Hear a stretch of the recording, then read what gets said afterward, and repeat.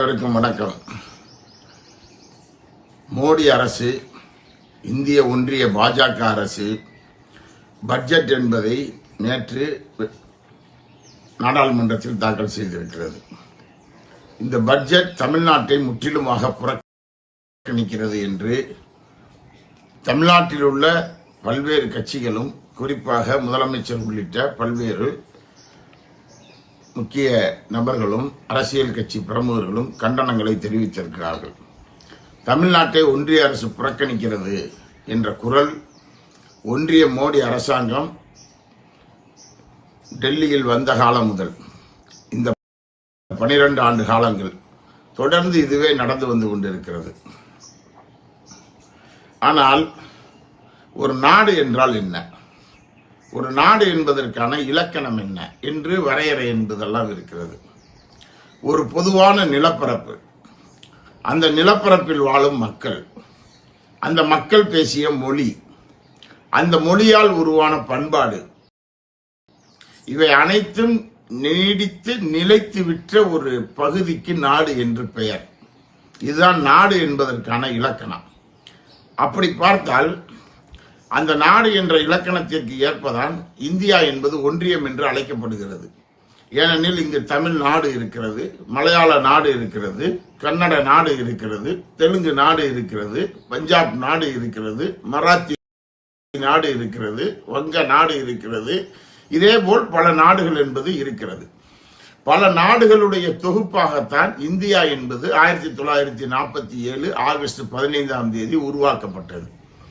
இந்த 1947 August 15 India உருவாக்கப்பட்ட காலத்தில் இந்த நிலப்பரப்பில் இருந்த நீங்க கன்னியாகுமரியும் காஷ்மீரும் இந்தியா விடுதலை அடையும் போது இந்திய ஒன்றியத்தில் இல்லை என்பதை மறந்துவிடக்கூடாது. அன்று அது சமஸ்தானங்களாக இருந்தது.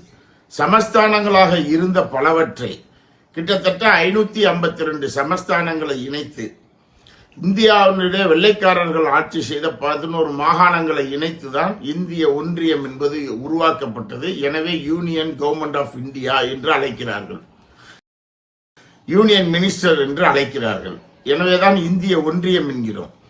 இதில் பல்வேறு நாடுகளுடைய தொகுப்பாக இருக்கக்கூடிய இந்திய ஒன்றியத்தில் இவர்கள் தொடர்ந்து தமிழ் பேசும் பகுதிகளை, தமிழ்நாட்டை தொடர்ந்து புறக்கணிக்கக்கூடிய வேலையை ஒன்றிய பாஜக அரசாங்கம் செய்து வருகிறது என்பது அதற்கு கைப்புண்ணுக்கு கண்ணாடி தேவையில்லை. ஏனால் இங்கு வெள்ளம் வந்தாலும் மோடி வரமாட்டார், இங்கு எந்த ஒரு நல்லது கெட்டது என்றாலும் அவர் வரமாட்டார். அதே நேரத்தில் நாடாளுமன்றத்தில் பட்ஜெட் தாக்கல் செய்கிற பொழுது தமிழ்நாடு என்ற பெயரே இல்லாமலும் பார்த்துக் கொள்கிறார்கள். அவ்வப்பொழுது ஔவையாரை பேசுவார்கள், அவ்வப்பொழுது திருக்குறளை பயன்படுத்துவார்கள். இப்போது அதுவும் இல்லை என்பதுதான் நாம் யதார்த்தமாக பார்க்கக்கூடிய விஷயம்.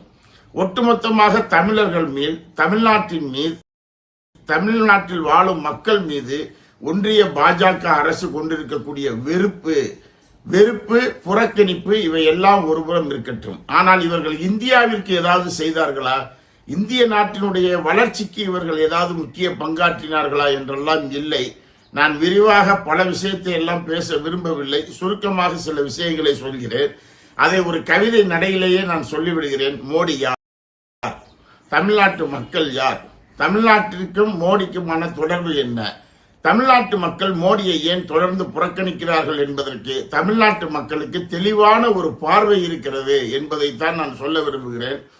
மிகவும் பிரபலமான தமிழ்நாட்டில் இருக்கக்கூடிய நடிகர் அஜித் அவர்கள், அவர் நடித்த ஒரு திரைப்படம் அமர்க்களம் என்ற திரைப்படம். அந்த அமர்க்களத்தில் அவர் ஏதேதோ கேட்டேன் என்று ஒரு பாடல் என்பது வரும். அந்த பாடலை மையப்படுத்தியே மோடிக்கும் நாம் பாடலை பாடிவிடலாம்.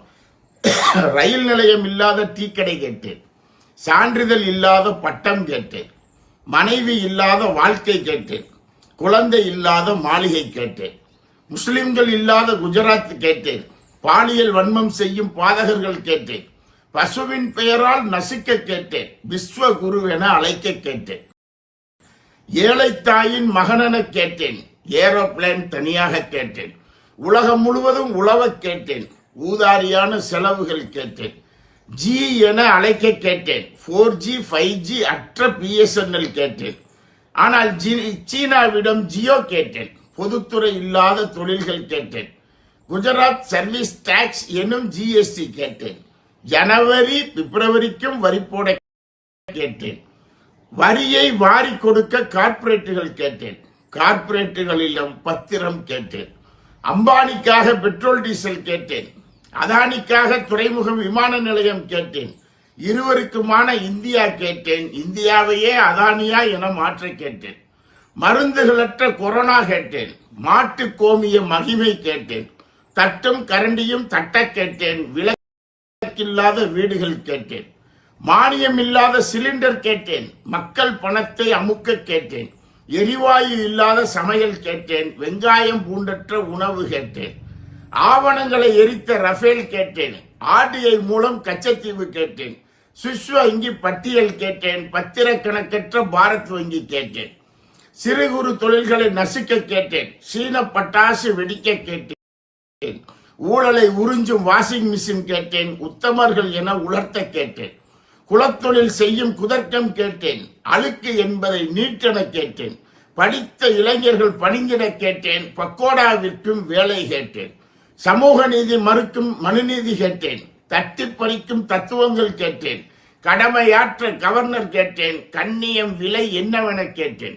வேளாண் அளிக்கும் சட்டம் கேட்டேன். வீதியில் இறங்குவதை தடுக்க கேட்டேன். சத்தம் இல்லாத துப்பாக்கி கேட்டேன். யுத்தம் செய்யாத உழவன் கேட்டேன். மினிமம் பேலன்ஸ் அக்கவுண்ட் கேட்டேன். பேலன்ஸை வயலன்ஸ் செய்ய கேட்டேன். நிவாரணமற்ற வெள்ளம் கேட்டேன். வேடிக்கை மட்டும் பார்க்க கேட்டேன். ஏழைகள் செல்லாத ரயில்கள் கேட்டேன். வந்தே பாரத் என வழங்க கேட்டேன். மூதாதையரை முழுங்க கேட்டேன். முதலை கண்ணீர் வடிய கேட்டேன். தைவான் நாட்டு காளான் கேட்டேன். தைரியமற்ற மார்புகள் கேட்டேன். பாகிஸ்தானை பயப்பட கேட்டேன். சீனாவிடம் சினுங்கி கேட்டேன். மாநிலங்கள் இல்லாத இந்தியா கேட்டேன். மணிப்பூர் செல்லாத மாநிலங்கள் கேட்டேன். இந்தியா அல்லாத பாரத் கேட்டேன். விவாதம் இல்லாத மன்றம் கேட்டேன். கேள்விகள் இல்லாத ஊடகம் கேட்டேன். ஆடிட் இல்லாத நிதியை கேட்டேன். அளவே இல்லாத விளம்பரம் கேட்டேன். மூளையையும் சுமையாய் கருதும் முட்டாள்கள் கேட்டேன். அன்னை தமிழை அகற்ற கேட்டேன். ஆய்வுகளற்ற தொல்லியல் கேட்டேன். ஔவையாரை அவ்வப்போது கேட்டேன். உரிமையற்ற குடிகள் கேட்டேன். வள்ளுவனை வாடகைக்கு கேட்டேன். வல்லபாய்க்கு சிலையை கேட்டேன். ஒன்றிய அரசு என்பதை மறுக்க கேட்டேன். ஒன்றாத அரசாக இருந்திட கேட்டேன். உயிரை உறிஞ்சும் கந்து கேட்டேன். இந்து என்று கூவ கேட்டேன். பகையை பையில் சுமக்க கேட்டேன். பாரத் மாதாக்கு ஜெய கேட்டேன். அதிமுக அழிய கேட்டேன். ஆதரிக்கும் அடிமைகள் கேட்டேன். இலையை மேயும் ஆடு கேட்டேன். ஈன மானம் எதுவென கேட்டேன். உண்மையற்ற பொய்கள் கேட்டேன். ஊழல் ஊழல் என உளர கேட்டேன். வாக்குச்சீட்டற்ற தேர்தல் கேட்டேன். ஈவிஎம் பிரதமராய் இருந்திட கேட்டேன். எல்லை தாண்டும் சீனா கேட்டேன். பாகிஸ்தானிடம் பயப்பட கேட்டேன். கூசாத பொய்கள் கேட்டேன். வாயிலே வடை சூடை கேட்டேன். ஒன்றிய அரசென கூற கேட்டேன். ஒன்றாத அரசாக இருந்திட கேட்டேன். காந்திய வழி என கூறி கேட்டேன். கோட்சே வழியில் செல்ல கேட்டேன். தமிழில் பேசும் வாய்ப்பு கேட்டேன். தமிழை ஒழிக்க ஹிந்தி திணிப்பு கேட்டேன். மெட்ரோ இல்லாத கோவை கேட்டேன். எய்ம்ஸ் இல்லாத மதுரை கேட்டேன். அமமுக அடங்கிட கேட்டேன். தாவேக்கா தனிந்திட கேட்டேன். ஓபிஎஸ் ஒளிய கேட்டேன். மறவர் வாக்கை மடக்க கேட்டேன். இன்னும் நிறைய கேட்டேன். இத்தனை கேட்டும் கிடைத்தது. மக்களிடம் வாக்குகள் கேட்டேன். தமிழ்நாட்டு வாக்குகள் மட்டும் கிடைக்கவில்லை. தேர்தல் வேண்டாம் என்று அதிபர் ஆட்சி அமைய கேட்டேன். அரசியல் அமைப்பை அகற்ற கேட்பேன். இதான் மோடி. எனவே தமிழ்நாட்டில் வாழக்கூடிய மக்கள் ஏன் மோடி அரசாங்கத்தை, பாஜகவை இந்த மண்ணிலிருந்து இந்த மண்ணிற்குள் ஏற்க மறுக்கிறார்கள் என்றால் அதற்கு ஒரே ஒரு காரணம்தான். இந்தியாவில் தமிழர்களும் வங்க மொழியினரும் பஞ்சாபியும் காஷ்மீர்களும் தங்களுக்கென்ற ஒரு தனித்துவத்தை கொண்டவர்கள். இந்த தனித்துவத்தை கொண்டவர்களை ஒற்றை குடையின் கீழ் கொண்டு வருவது, இல்லையேல் மிரட்டுவது என்ற துணியை பாஜக அரசு மேற்கொள்கிறது. இந்த பாஜக அரசு, ஒன்றிய அரசு ஒரே நாடு, ஒரே தேர்தல், ஒரே மொழி, ஒரே பண்பாடு என்பதை கொண்டு வருகிறது. இந்தியா என்பது ஒரே பண்பாடு கொண்டது அல்ல.